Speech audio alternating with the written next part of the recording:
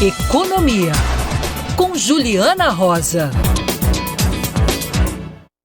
Ela já está aqui conosco segunda-feira para trazer as notícias. A Juliana entrou aqui, né, enquanto estava no intervalo comercial. E aí, Ju, o que a gente vai falar de bom? Ela, de bom? Já fez essa pergunta, né? Tava conversando agora com os nossos ouvintes sobre o preço do combustível, da gasolina, que não para de subir, que já passa de R$7 em vários lugares.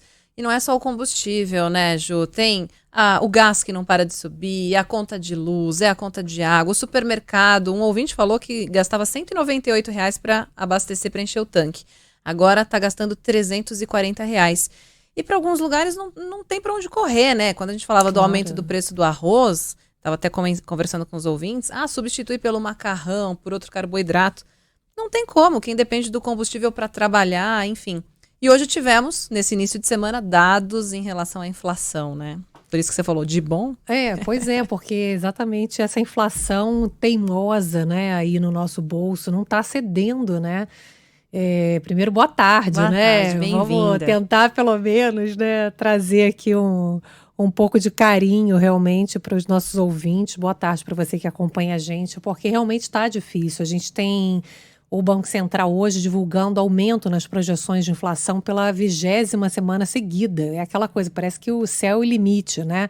A gente tem uma previsão de IPCA para esse ano em 7,11%, e para o ano que vem também subindo as previsões de inflação, já estão beirando aí 4% para o ano que vem.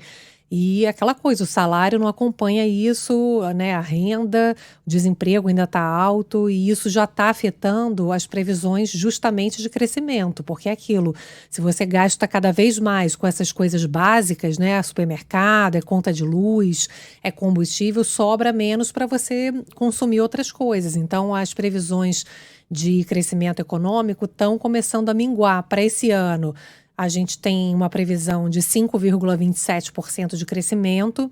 Isso aí está meio que dado para esse ano, porque a gente tem o avanço da vacinação ajudando bastante, né, a economia. Mas, por outro lado, a gente tem uma piora já nas projeções de crescimento para o ano que vem, já na casa dos 2% aqui pelo relatório do Banco Central.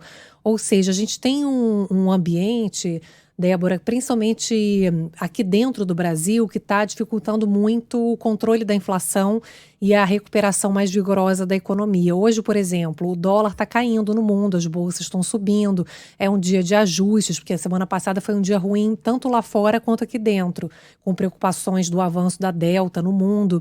Aí hoje o mundo está numa situação de ajuste, e aqui no Brasil o dólar já bateu agora R$5,40, a bolsa aqui brasileira está caindo, diferente do mundo, porque é isso, a gente tem um ambiente interno colocando muita pressão, muito risco, né? E o dólar é o principal termômetro de risco. A gente tem esse risco institucional, com o presidente pedindo impeachment de um ministro do Supremo. A gente tem hoje um encontro de governadores para poder fortalecer a defesa da democracia.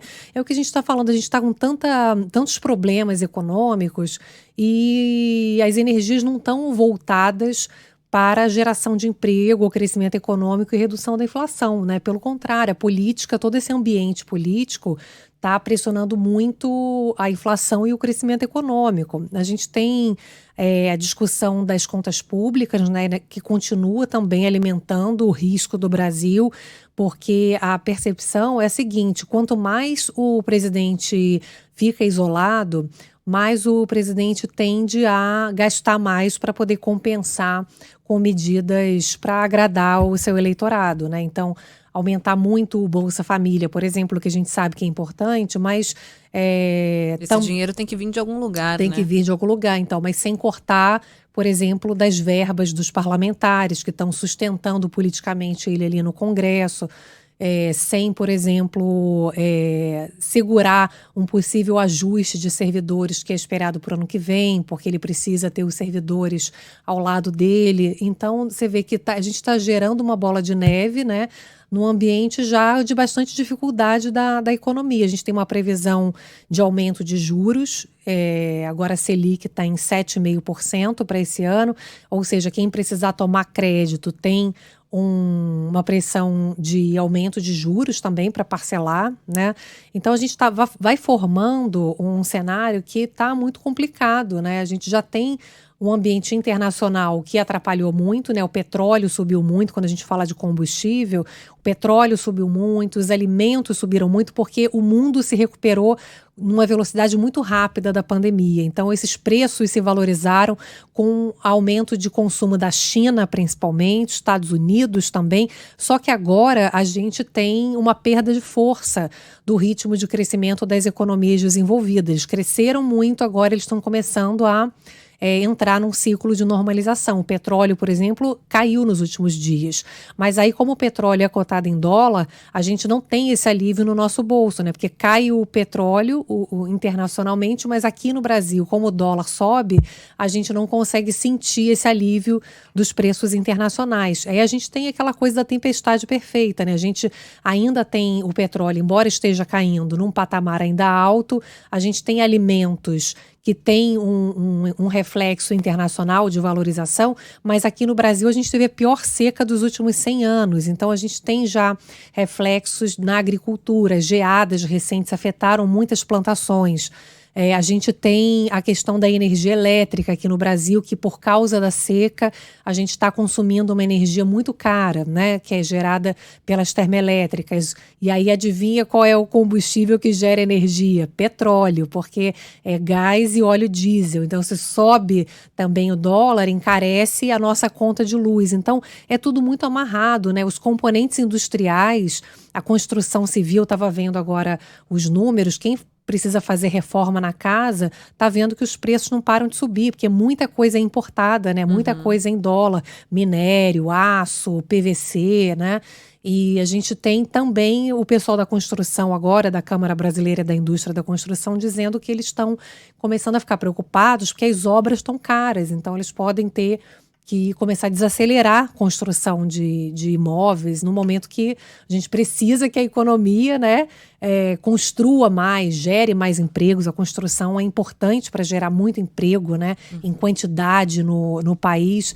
Então a gente vive hoje esse dilema terrível, né, Débora? É o efeito dominó, né? Você derruba uma pecinha e todas as outras caem. Né? A gente precisava que a política pudesse ser um pouco mais responsável nesse momento e tivesse uma união de esforços para a gente blindar, principalmente os brasileiros, como você falou, mais vulneráveis, que é difícil você cortar em supermercado. E o mais pobre, justamente, é o que mais sofre quando você olha o que mais está subindo, que são coisas básicas, né? Conta de luz e alimento. Não tem aquela gordurinha para cortar, né? Você até falava no outro comentário outro dia, os mais ricos vão cortar aqueles supérfluos, né? O iogurte, o café da manhã na padaria, almoçar fora.